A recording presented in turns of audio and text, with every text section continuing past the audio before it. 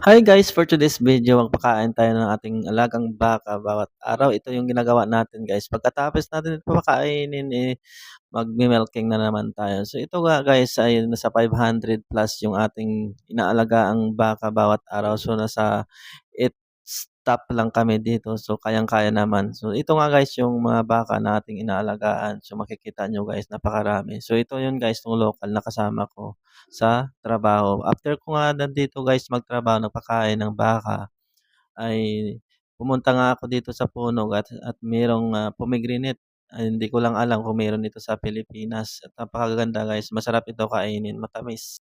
At huli ko na nga lang nalaman guys na meron pala yan dito at nag-iisang puno lang talaga siya. So guys, makikita niyo guys, napakaganda. Sana po meron din ito sa Pilipinas dahil magandang gawin itong juice. So after ko nga lang yan dito guys magtrabaho guys, pumupunta ako dito at kumukuha ng isa o dalawang piraso para dalhin ko dun sa aking accommodation at pamimigay ko doon guys sa dalawang Pinoy na kasama ko sa trabaho. At magkaiba nga kami ng chef guys at magkaiba rin kami ng trabaho.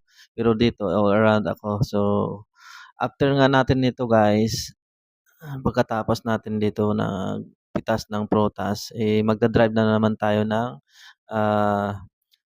mixer para ipakain na naman later. So, dalawang beses kami magpakain guys sa isang araw. So, dalawang beses din kami mag-mix ng kanyang pagkain. So, ito guys, magda-drive tayo ngayon papuntang warehouse para imi-mix na natin sa mixture yung pagkain nila. So, guys, maraming salamat sa panonood. Please subscribe to my YouTube channel para mas updated ka sa ating video na ina-upload bawat araw. So, maraming salamat sa panonood.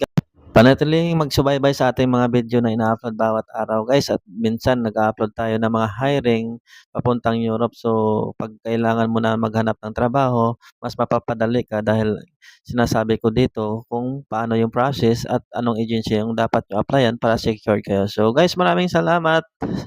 See you in my next video. Bye.